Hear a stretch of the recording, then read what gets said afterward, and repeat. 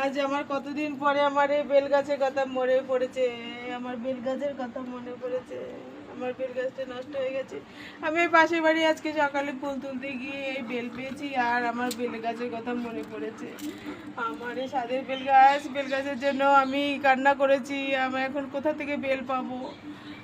ও তোর বাবা তো এখানে একটা গাছ লাগিয়েছিল, কি গাছ যেন, কি লাগিয়েছিল?